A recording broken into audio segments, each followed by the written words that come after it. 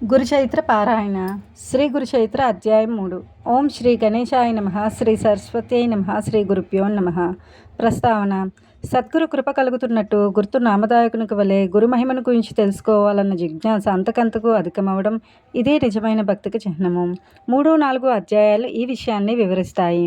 సృష్టి వికాసం కోసం అవతరించిన వారు అత్రి మహర్షి. ఆ కార్యాన్ని నెరవేర్చడానికి తనను తాను దత్తం చేసుకున్న పరమేశ్వరుడే దత్తాత్రేయుడు. అంతకు దోహదకారి అయిన దుర్వాస శాపాన్ని కూడా స్వీకరించారు. ఆయన త్రిమూర్త్యాత్మకుడు అయినందువలన గురుధ్యాన శ్లోకం ఆయనకు సంపూర్ణంగా వర్తిస్తుంది. సిద్ధపురుషులందరి రూపంలో మానవాళిని సదా అనుగ్రహించేది ఆయనే. అంటే భగవంతుడే మానవాళికి గురువుగా అవతరించిన దత్తాత్రేయుడు అన్నమాట.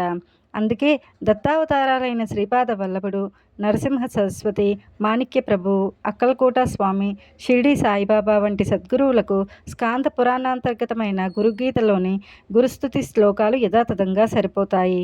అట్టి వారినే ముముక్షువులు ఆశ్రయించాలని, తదన్యులను కాదని భగవద్గీత 4:34లో శ్రీకృష్ణుడు ఆదేశిస్తారు.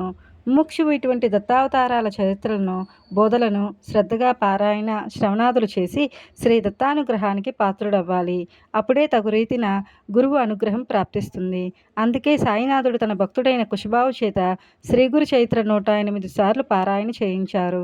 ఆ తరువాతనే అతడు పూర్ణ దత్తావతారమైన సాయినాథుడి అనుగ్రహానికి పాత్రుడు కాగలిగాడు. కథారంభము. నామధారకుడు నమస్కరించి, ఓ సిద్ధముని, మీరు నా సందేహాలన్నీ తొలగించారు. నాకు గురువు యొక్క యథార్థ తత్వం తెలిసింది. మీకు జయము. ఇంతకు మీ నివాసం ఎక్కడ, మీకు భోజనం ఎలా లభిస్తున్నది అని అడిగారు. సిద్ధయోగి అతడిని కౌగలించుకుని ఆశీర్వదించి నవ్వుతూ, నేను ఎప్పుడూ శ్రీగురుని చెంతనే ఉంటాను. శ్రీ గురుస్మరణమే నాకు ఆహారము, వారి మహిమయే నాకు అమృతతుల్యమైన పానీయము. ఈ శ్రీ గురు చైత్ర గ్రంథము శ్రవణము చేస్తూ ఉంటే భుక్తి ముక్తి శీఘ్రంగా లభిస్తాయి. పరిశుద్ధులై దీన్ని 7 రోజుల్లో పారాయణ లేక శ్రవణం చేసిన వారి పాపాలు నశించి సంతానము, ధనధాన్యాలు, దీర్ఘాయువు, జ్ఞానము ఎవరు కోరినది వారికి లభిస్తుంది. నిష్కాములకు ముక్తినిస్తుంది అని చెప్పి తమ వద్దనున్న గ్రంథం చూపారు. నామదాయకుడు ఎంతో ఆసక్తితో ఆయన పాదాలకు నమస్కరించి, మీరు ఈ గ్రంథం సంగతి చెబుతూ ఉంటే నాకు ఎంతో దూరం నడిచి దప్పిక కొన్నవాడికి సాక్షాత్తు అమృతమే పోసినట్లున్నది. ఇది వినడం వల్ల నా అజ్ఞానం ఇంకా తొలగిపోగలదు. దీన్ని శ్రవణం చేయాలనిపిస్తున్నది. నా సందేహాలు తొలగించి నాకింత మేలు చేస్తున్న మీరే నా గురుదేవులు, నన్ను అనుగ్రహించండి అని వేడుకున్నాడు. సిద్ధముని సంతోషించి అభయమిచ్చి అతన్ని చేయి పట్టుకొని వెనుక శ్రీగురుడు పావనం చేసిన అశ్వత్థ రావి వృక్షం దగ్గరకు తీసుకుని వెళ్ళారు. నామధారకుణ్ణి దాని క్రింద తమ దగ్గరగా కూర్చోబెట్టుకుని ఇలా చెప్పారు. నాయన, అజ్ఞానం వల్ల నీకు శ్రీగురుని ఎందు దృఢమైన భక్తి కుదరలేదు. ఆయన సందేహించడం వలనే నీకిన్ని కష్టాలు వచ్చాయి. సదాచార సంపన్నుడైన గురువును పూర్ణమైన భక్తితో విశ్వసించి సేవించగల వారికి వారి నిజతత్వం అర్థమవుతుంది. అట్టి వారికి కష్టాలు తొలగి అభీష్టాలు నెరవేరుతాయి.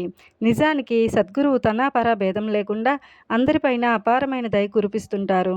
నీరు ఎత్తైన ప్రాంతంలో నిలువజాలనట్లు దాంభికులకు ఆయన కృప లభించదు. గురువుకు సాటి అయినదేదీ లేదు. కల్పవృక్షము, చింతామణి కోరినవి మాత్రమే ప్రసాదించగలవు. కానీ గురువు మనం కోరనిది కూడా ప్రసాదిస్తారు. ఆయన స్పర్శ దీక్షతోనే మనకు ప్రపంచమంతా బ్రహ్మమయముగా దర్శింపచేస్తారు. ఆయననే శంకించే వారికి ఆయన ఏమి చేయగలరు?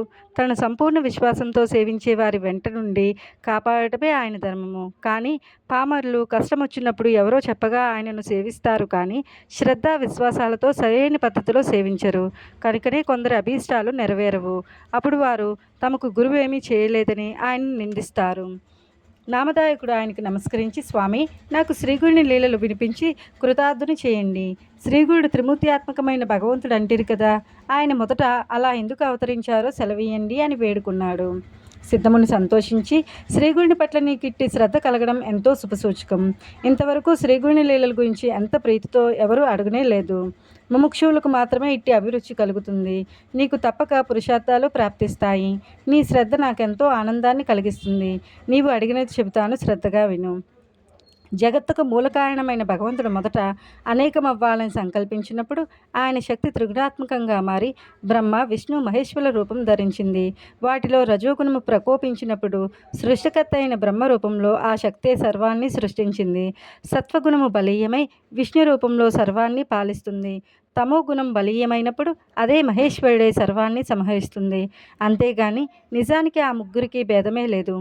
పూర్వం సూర్యవంశానికి చెందిన అంబరీషుడనే రాజు నిరంతరము హరిచింతన, అతిథి సేవలతో పాటు దృఢమైన నిష్ఠతో ఏకాదశి వ్రతం ఆచరించేవాడు. ఒకరోజు ద్వాదశి తిథి ఒక్క గడియ మాత్రమే ఉంది అనగా దుర్వాస మహర్షి శిష్య ప్రశిష్యులతో కలిసి అతని వద్దకొచ్చారు.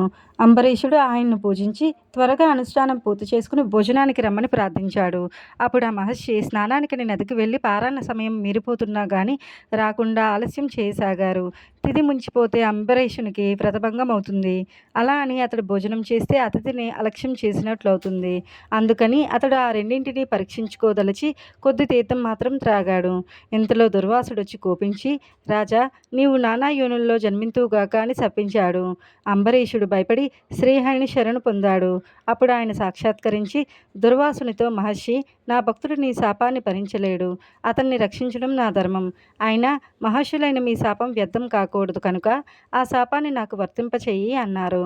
అలాగైనా శ్రీహరి తిరిగి తిరిగి అవతరిస్తూ లోకోపకారం చేయగలడని తలచి సంతోషించి, దుర్వాసుడు, విశ్వాత్మ, మీ గురించి తపస్సు చేస్తున్న యోగులకు ప్రత్యక్ష దర్శనం ఇవ్వడానికి, జంతు యోనుల్లో జన్మించిన పాపులను ఉద్ధరించడానికి మీరు భూలోకంలో ఎప్పుడూ అవతరిస్తూ ఉండండి అన్నారు.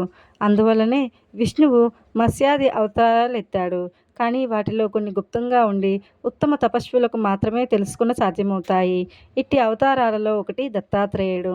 ఈయన అత్రి అనసూయలకు జన్మించిన వాడు. శ్రీ దత్తాయ గురవే నమః. శ్రీ శ్రీపాద శ్రీ వల్లభాయ నమః. శ్రీ నరసింహ సరస్వత్యై నమః. అధ్యాయం 3 సమాప్తం.